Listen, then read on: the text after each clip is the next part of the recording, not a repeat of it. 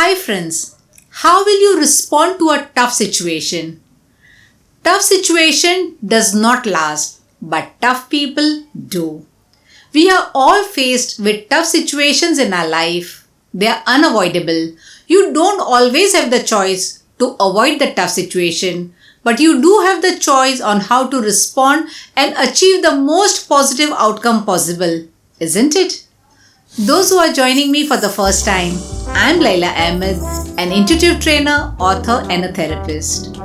Today I will share how to respond to tough situations in our life. There are 6 ways I have worked upon. Watch this video till the end to learn all the simple, creative ways to get tougher. Over the years I have found that if I plan the steps to take ahead of time, when I am not in a tough situation, I can rely upon them to get through. That means preparing yourself in advance. Here are the steps I take each time. Relax and take a breath. What is the real risk? In stress, our first response is to tense up. Our muscles tighten. Our field of vision narrows. We are looking for the immediate danger. In this situation, we can often miss the bigger picture. The first step in responding to a tough situation is to take a breath. Literally take a breath.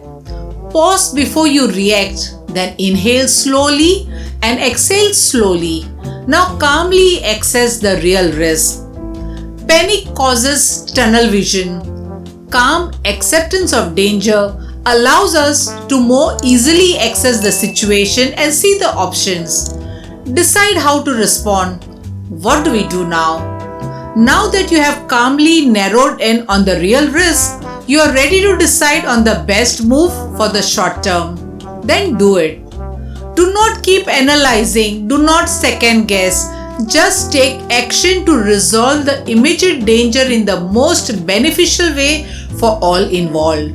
It is not the situation, but whether we react negatively or we respond positively to the situation that is important. Use it to improve. What do we do next? Once you face the immediate response that is needed at that moment, it's time to evaluate. You and others will be energized to solve the long-term issues. How do we get in this situation to begin with? What can we change in the future to not be faced with this same kind of situations again? It is time to adjust for the next time. Learn from what happened and build something better. When you are in a situation, you can complain about it. You can feel sorry for yourself. You can do a lot of things. But how are you going to make the situation better? One day, everything seems great in your world. Maybe not perfect, but overall things are going to plan. And then something happens. You lose your job or someone you love or your home or maybe even your health. It isn't fair. You don't deserve it. You did not see it coming. You did not plan for it. You have so many feelings and frustrations. You don't know what to do first or if you want to do anything at all or no. It would be easier to sit around feeling bad, looking for people to blame and complain to, rehashing what would have done to make things happen differently, or what would you have done if you only realized before, or what other people should have done to help you. All great emotions if you want to maximize your misery and feel justified in doing it. Not so great if what you want is to deal and move on.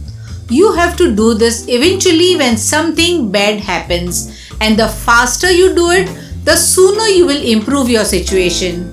There is no shortage of opportunities to practice dealing well. If you would like to work on improving the 90% of the life, that is how you respond.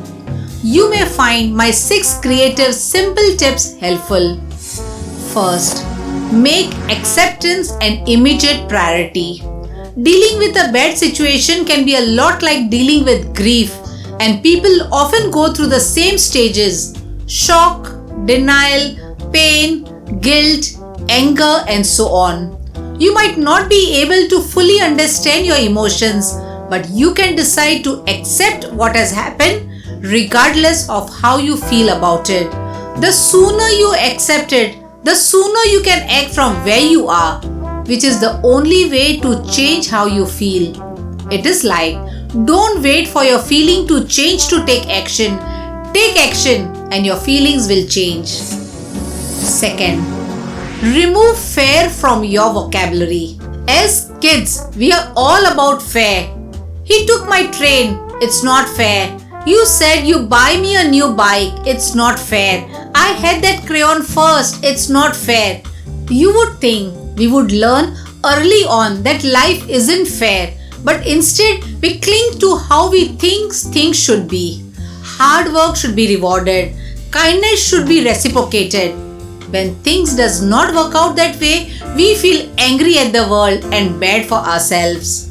Feeling outraged about life's injustice won't change the fact that things are often random and beyond our control.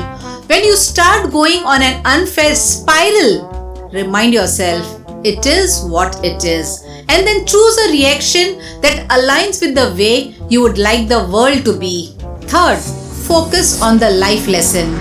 In the book, Do Not Sweat the Small Stuff, Richard recommends pretending that everyone is enlightened but you, that everyone you meet is here to teach you something.